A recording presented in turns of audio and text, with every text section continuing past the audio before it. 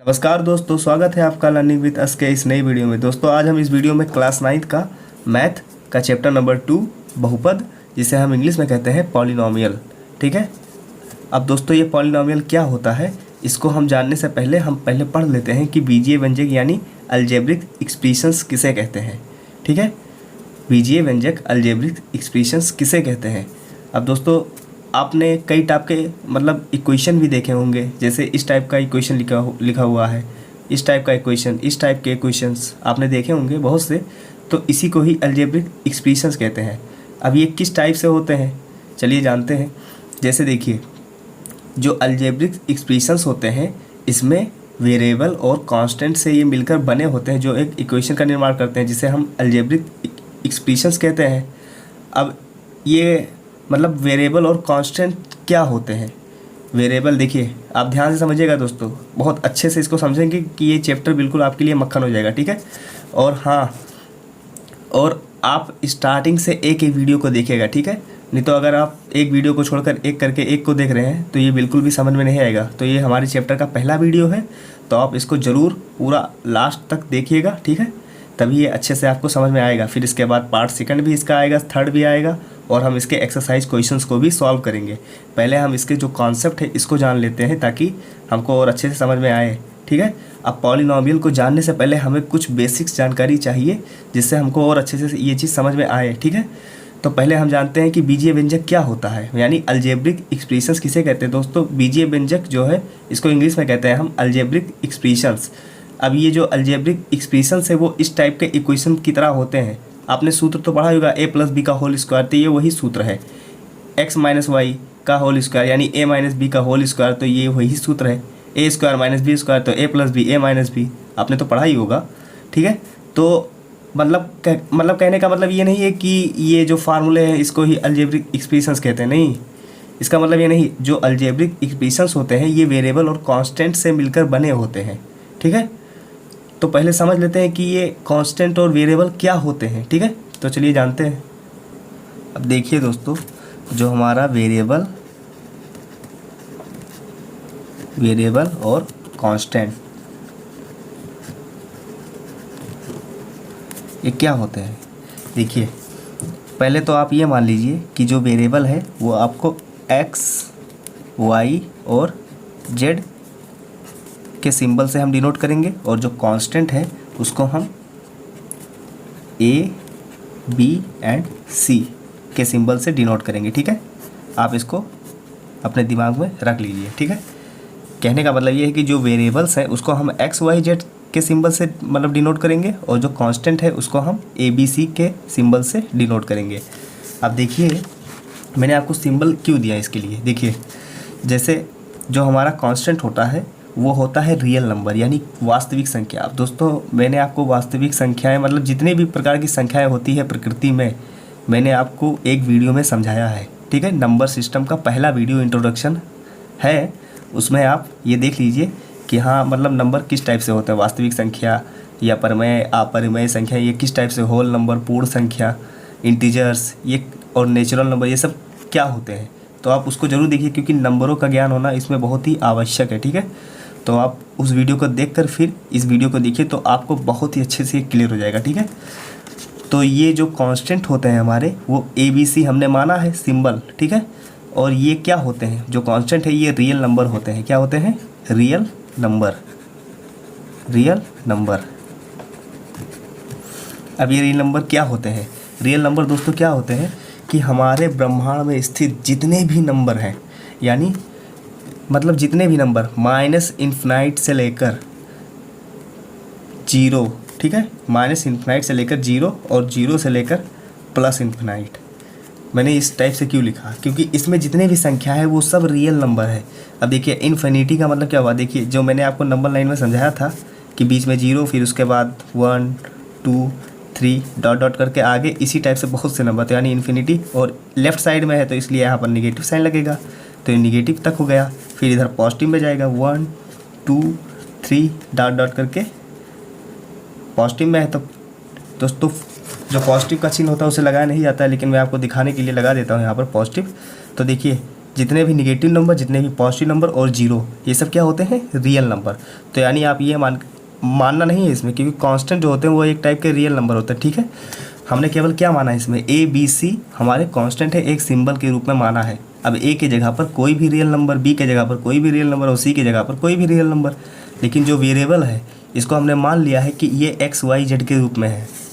अब दोस्तों देखिए, जैसे मैंने ए की जगह पर 0 ले लिया, तो क्या ए की वैल्यू बदलेगी? नहीं बदलेगी, क्योंकि मैंने 0 लिया है ना।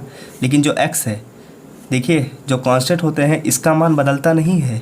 जैसे मैंने यहाँ से लिखा, एग्जांपल के लिए आपको दिया, ax + by + cz, ठीक है। देखिए a का गुणा इसमें कर दिया, मतलब मैंने एक इनको गुणे के रूप में लिख दिया, ax + by + cz, ठीक है। अब देखिए आप a की जगह पर कितना रखिए, 3 रखिए, 3 रखिए। a की जगह पर 3 रखा तो 3x प्लस, अब आप b की जगह पर 2 रखिए, 2y। अब आप c की जगह पर रखिए 1, तो यानी 1 × z, तो क्या हो जाएगा? z ही हो जाएगा, ठीक है।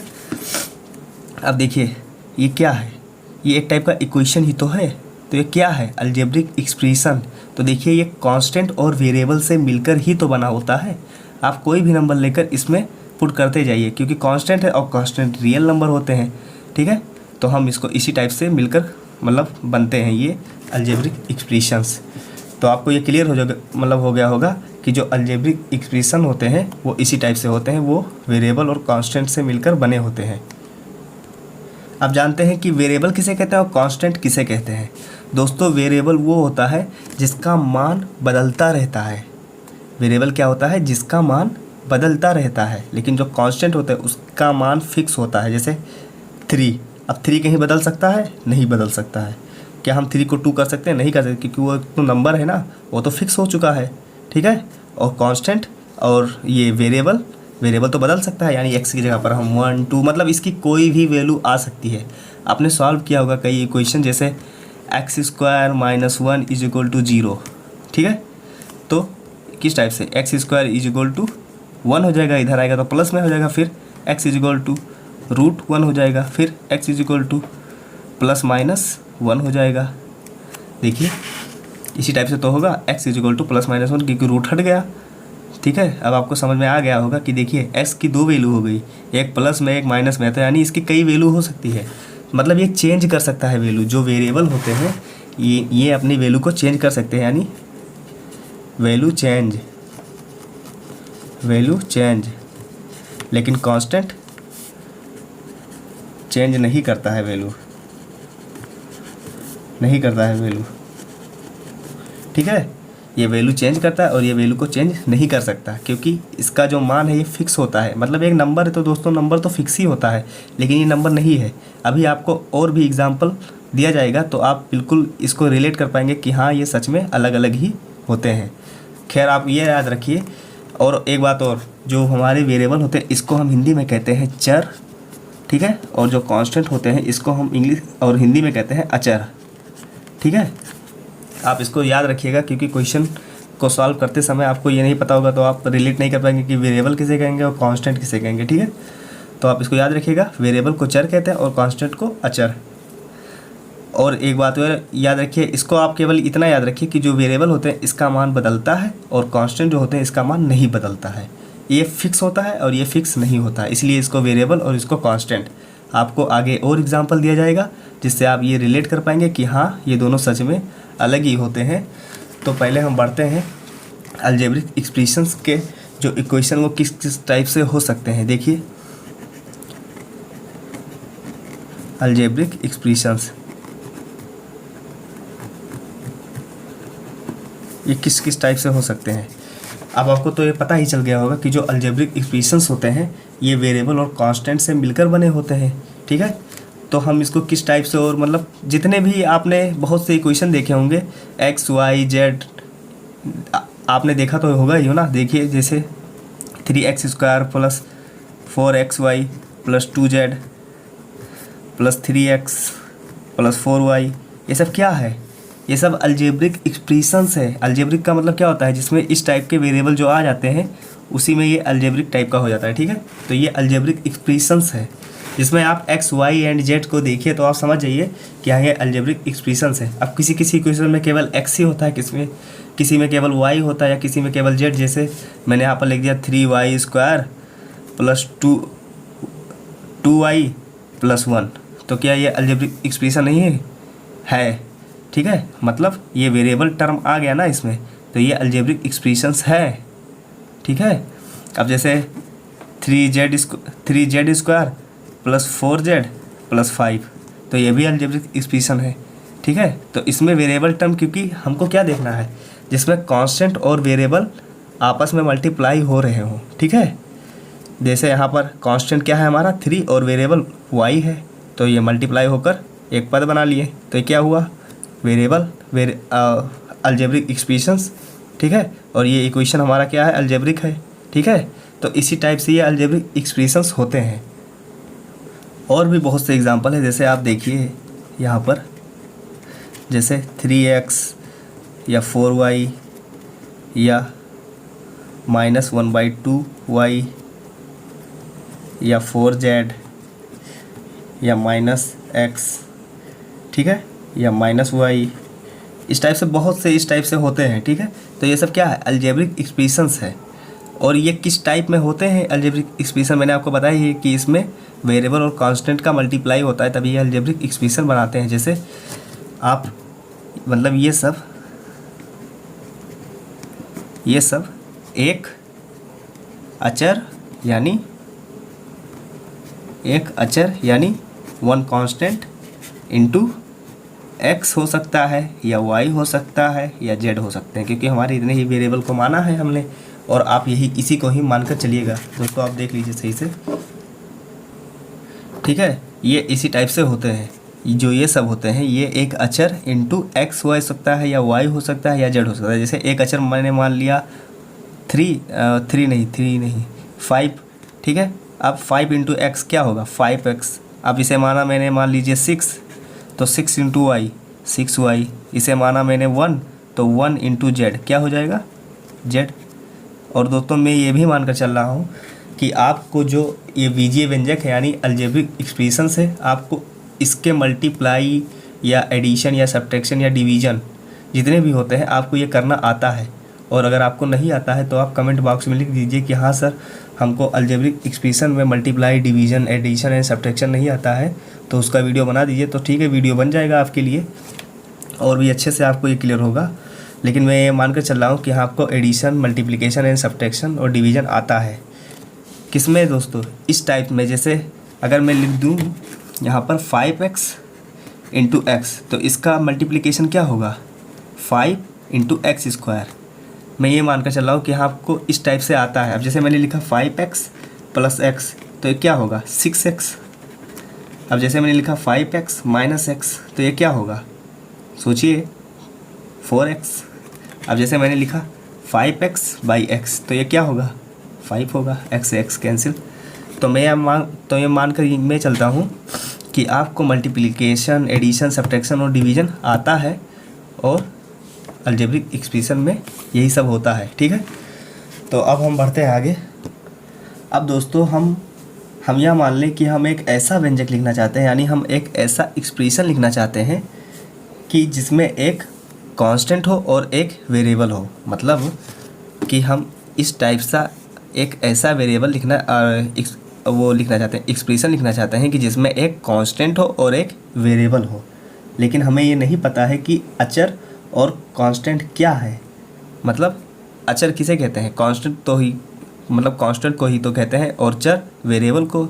ठीक है, तो हमें ये नहीं पता कि ये क्या है, इसलिए हम अचर कांस्टेंट को, जो अचर है हमारा कांस्टेंट, दोस्तों मैं हिंदी और इंग्लिश दोनों बोल रहा हूँ।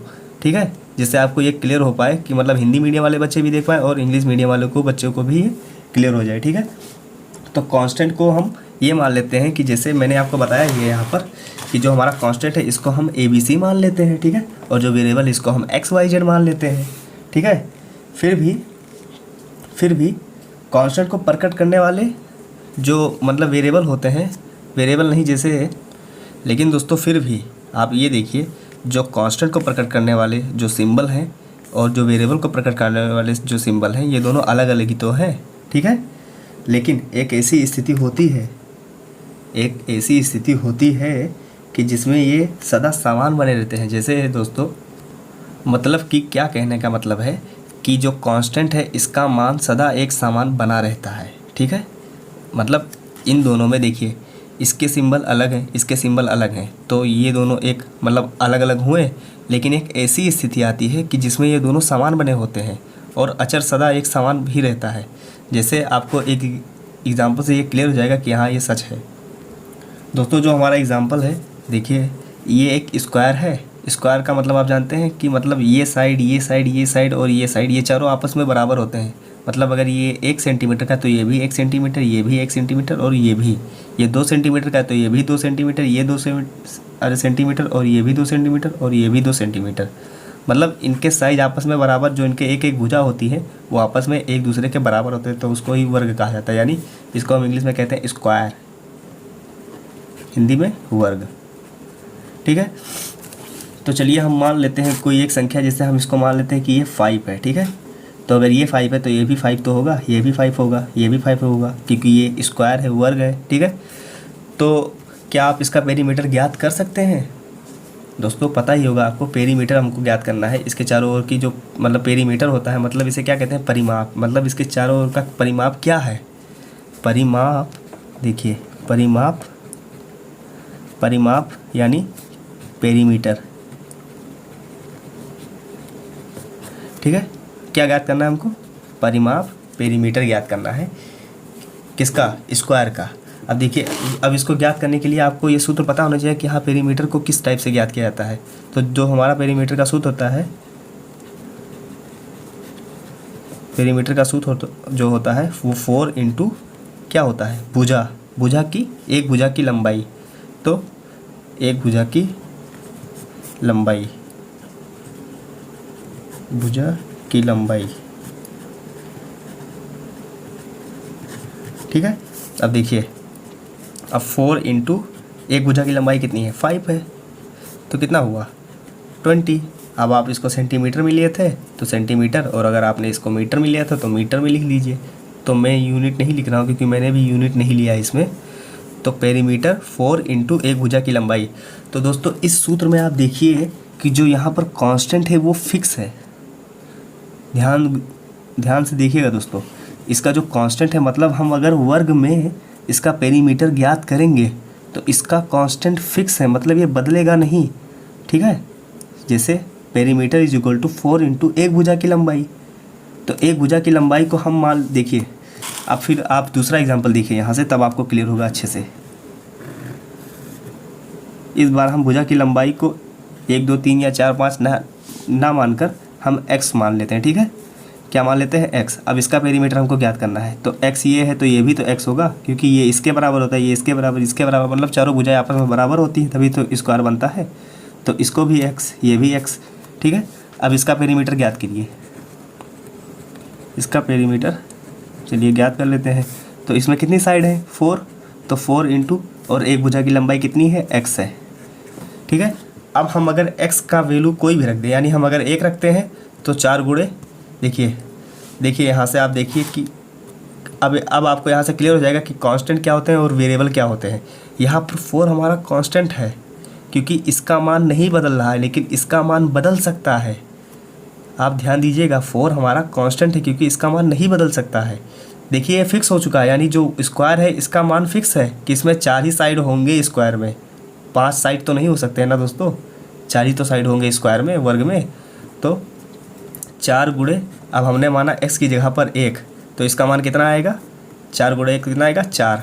मैंने यहाँ पर क्या मान कर रखा है? x बराबर 1। ठीक है, अब आप मानिए x बराबर 2। दूसरा मतलब जो हमारा फर्स्ट केस है, ये केस फर्स्ट। अब केस सेकंड देखिए जो हमारा है, तो 4 इंटू, अब हमने x की जगह पर 2 रखा, x की जगह पर कितना रखा? 2। अब इसकी वैल्यू कितनी होगी? 8। केस थर्ड में देखिए, केस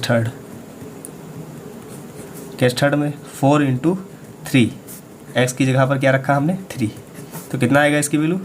12। अब आप देखिए दोस्तों कि मतलब हम जो वैल्यू है x की हम कुछ भी रख सकते हैं, क्योंकि दोस्तों ये पेरीमीटर है, तो मतलब जो इसका पेरीमीटर ज्ञात करना है तो हमको जो इसकी भुजा है तो उसकी कुछ ना कुछ तो लंबाई होगी ही, लेकिन हमने इसकी लंबाई को मतलब हमें नहीं पता कितनी है, लेकिन हमने x मान लिया। अब जब हमें पता चलेगा तो हम उसकी वैल्यू रख देंगे। जैसे हमको पता चला कि x की वैल्यू 1 है तो हमने 1 रख कर चेक किया कि इसका पेरीमीटर कितना है, तो हमको पता चला कि 4 है। हमको पता चला कि x की वैल्यू 2 है, कि मतलब यानी जो इसकी लंबाई है एक भुजा की वो 2 है। तो जब हमने चेक किया तो 8 है इसका पेरीमीटर। जब हमने 3 रखा यानी इसकी भुजा की लंबाई जब हमने 3 रखा तो 12 आया। इसी टाइप से 4 रखेंगे तो कितना आएगा।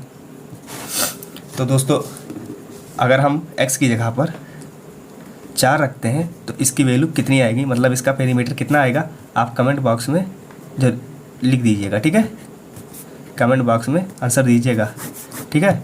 जो बच्चा लिखेगा मैं जानूँगा कि हाँ वो सच में पढ़ता है।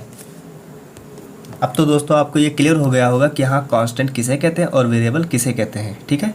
अगर आपको तब भी नहीं क्लियर हुआ है तो आप कमेंट बॉक्स में लिख दीजिए कि हाँ हमको क्लियर नहीं हुआ है, एक बार आप फिर से समझा दीजिए तो मैं एक बार वीडियो बना दूँगा, ठीक है।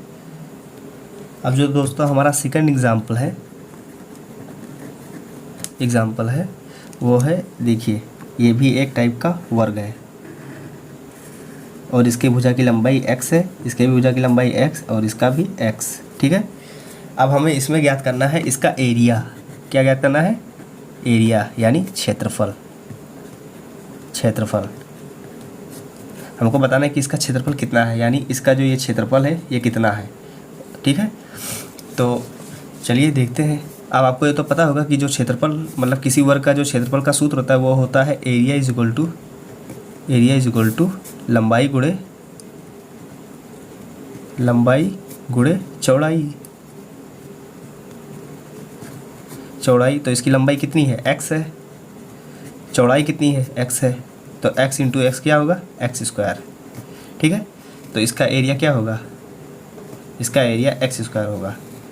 अब आप अगर इसकी लंबाई को रखते हैं, यानी हम इसकी लंबाई को 1 रखते हैं तो इसका एरिया क्या आएगा, 1 का स्क्वायर कितना होता है, 1 होता है। 2 और अगर 2 रखेंगे तो 2 इंटू 2 कितना हो जाएगा, 4, ठीक है। 3 रखेंगे तो 3 का स्क्वायर, यानी जो इसका एरिया है अगर हम इसके जो इसकी एक भुजा की लंबाई है, इसमें जब हम उसकी एक भुजा की लंबाई को जब पुट करेंगे तो इसका स्क्वायर का वैल्यू देगा, ठीक है।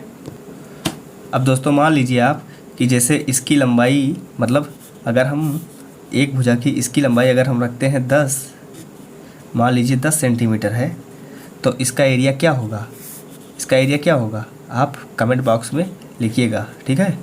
कमेंट बॉक्स में लिखिएगा इसका एरिया क्या होगा, तभी हमको पता चलेगा कि हाँ आप जीनियस हो। अब यहाँ पर गौर देने की बात ये है कि क्या आपको ये पता चला कि जो हमारा x² है वो एक अलजेब्रिक एक्सप्रेशंस है। क्या है, बीजीय व्यंजक, जिसको कहते हैं हम अलजेब्रिक एक्सप्रेशन। क्या है ये x² ये क्या है, बीजीय व्यंजक ही तो है, ठीक है। अब दोस्तों आपको ये क्लियर हो गया होगा कि अलजेब्रिक एक्सप्रेशन किसे कहते हैं, वेरिएबल किसे कहते हैं और कांस्टेंट किसे कहते हैं। तब मैं आपको ये बता दूं कि पॉलिनोमियल किसे कहते हैं। दोस्तों जितने भी मतलब अलजेब्रिक एक्सप्रेशंस होते हैं उन्हीं को ही पॉलिनोमियल कहते हैं। अभी आपको बहुत से ऐसे इक्वेशन देखने को मिलेंगे कि हाँ आपको लगेगा कि हाँ ये भी पॉलिनोमियल है, ये भी पॉलिनोमियल, मतलब कौन कौन से पॉलिनोमियल है कौन से नहीं है आपको पता चलेगा आगे चल के एग्जाम्पल में। तो चलिए हम आगे देखते हैं।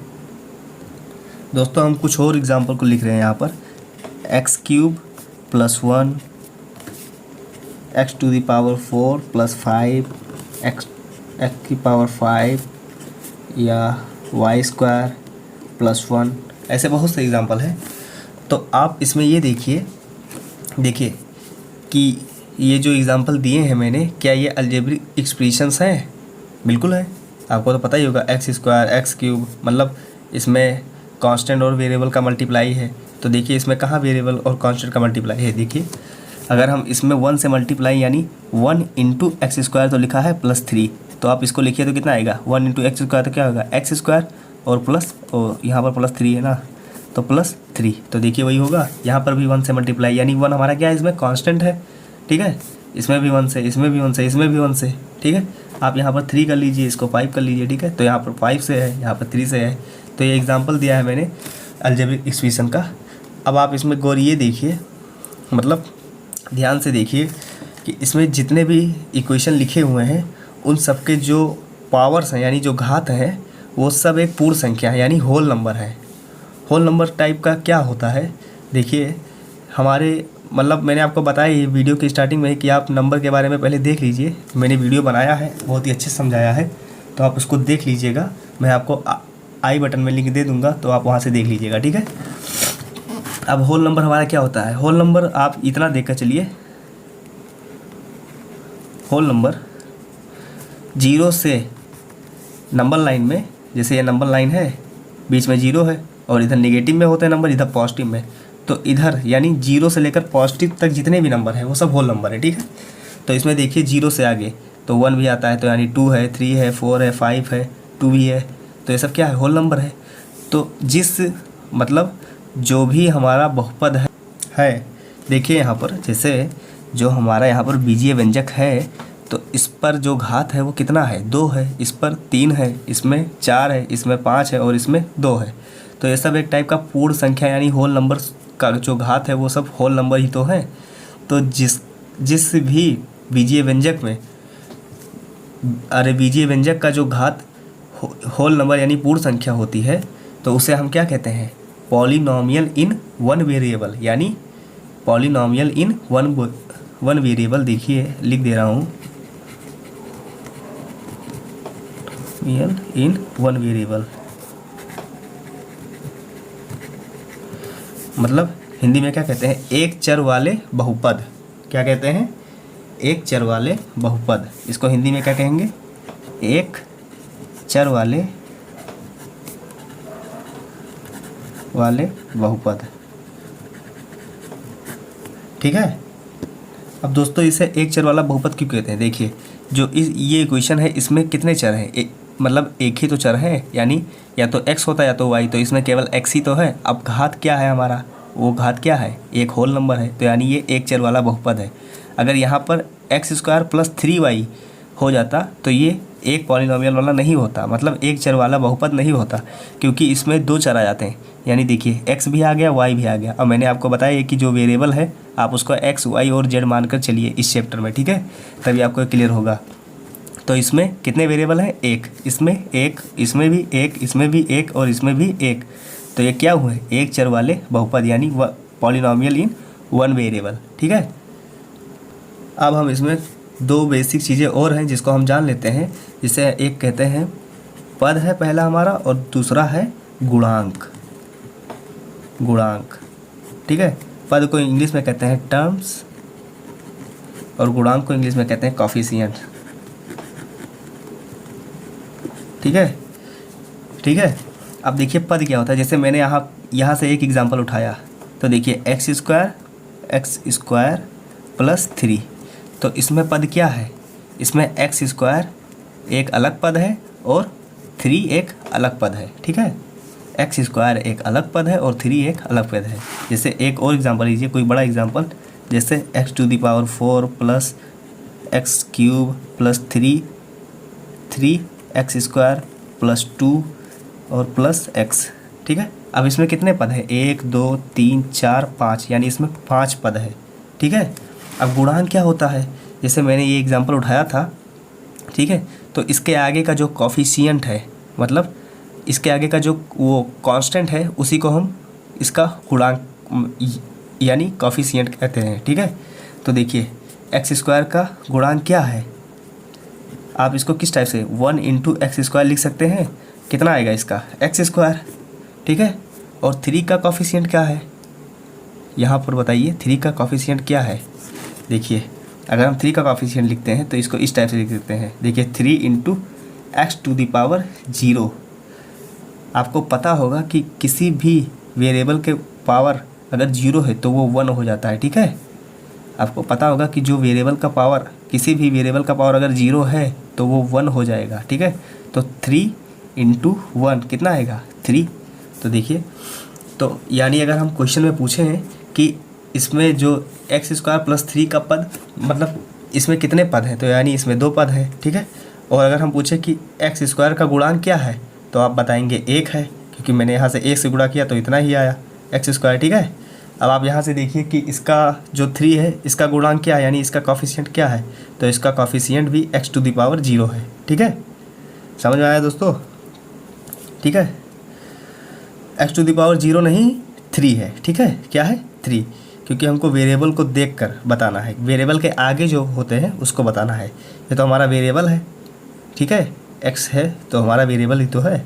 अब यहाँ पर अगर मान लीजिए y रखते हैं तभी तो 1 ही आएगा, लेकिन इसका कॉफिशिएंट बताना है। मतलब एक टाइप का आप समझ जाइए कि जो इसका कॉफिशिएंट किस टाइप से होता है, मतलब जो कांस्टेंट होते हैं उसी को ही कॉफिशिएंट कहते हैं। ठीक है, गुणांक मतलब कोई नंबर ही होगा तो उसी को ही गुणांक कहते हैं। अब देखिए जैसे दूसरा एग्जांपल आपको और अच्छे से किया, जैसे 5x⁴ प्लस 5x⁴ प्लस 5। अब इसमें कितने पद हैं? इसमें 2 पद हैं, 1 और 2, तो इसमें कितने पद हैं? 2 पद। अब आप बताइए कि 5x⁴ का गुणांक क्या है, यानी कॉफिशिएंट क्या है? तो देखिए 5x⁴, तो इसका कॉफिशिएंट हम कैसे ज्ञात करेंगे? 5 × x⁴, तो यानी इसका कॉफिशिएंट क्या है, जो इसके आगे है उसी को इसका कॉफिशिएंट कहते हैं। तो क्या है ये? 5, यानी इसका कॉफिशिएंट 5 है। अब 5 का कॉफिशिएंट बताइए, आपको पता ही होगा। अब मैंने लिखा 5 × x⁻0 करके लिख दिया, तो इसका कॉफिशिएंट भी 5 है।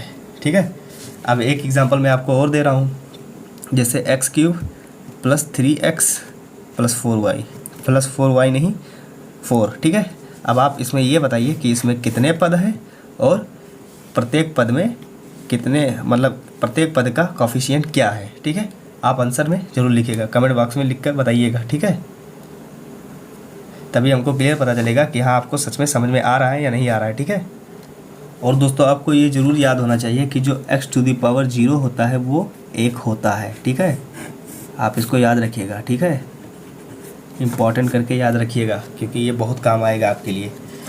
तो दोस्तों वीडियो थोड़ा हो गया है लंबा, तो अब हम अगले वीडियो में बात करेंगे कि पॉलिनॉमियल के कितने प्रकार होते हैं, किस टाइप से होते हैं। ठीक है, और कांस्टेंट पॉलिनॉमियल किसे कहते हैं या जीरो पॉलिनॉमियल किसे कहते हैं, हम अगले वीडियो में पढ़ेंगे, और ये कितने टाइप के होते हैं उन सभी को एक ही वीडियो में कंप्लीट कर देंगे। दोस्तों वीडियो थोड़ा लंबा हो गया है, तो दोस्तों मिलते हैं नेक्स्ट वीडियो में। और अगर आपको वीडियो अच्छा लगे तो वीडियो को लाइक करिएगा, कमेंट बॉक्स में आप आंसर ज़रूर दीजिएगा। जैसे मैंने पहला क्वेश्चन पूछा तो आप इस टाइप से लिखिएगा, आंसर नंबर 1 का पहला, आंसर नंबर 2 यानी दूसरा क्वेश्चन दूसरा, और आंसर नंबर 3 यानी तीसरा। आप इस टाइप से करके सामने सामने आंसर लिखिएगा, तभी हमको पता चलेगा कि हाँ आप जीनियस हो और आपको समझ में बहुत अच्छे से आता है। और हाँ, अगर आपको समझ में नहीं आता है तो आप कमेंट बॉक्स में लिख सकते हैं कि हाँ हमको समझ में नहीं आया है, एक बार आप वीडियो और बना दीजिए। ठीक है, तो मैं वीडियो बना दूंगा जिससे आपको और अच्छे से क्लियर होगा। ठीक है, तो दोस्तों और अगर आपसे एक रिक्वेस्ट है कि अगर आप चैनल पर नए हो तो चैनल को सब्सक्राइब कर लीजिएगा, बेल आइकन को भी प्रेस कर लीजिएगा, जिससे आने वाली नोटिफिकेशन डेली आपको मिलती रहे। और इसके एक्सरसाइज को भी हम बहुत जल्द सॉल्व करेंगे। ठीक है, जितने भी चैप्टर्स हैं उनको भी सॉल्व करेंगे। तो दोस्तों मिलते हैं नेक्स्ट वीडियो में, तब तक के लिए धन्यवाद।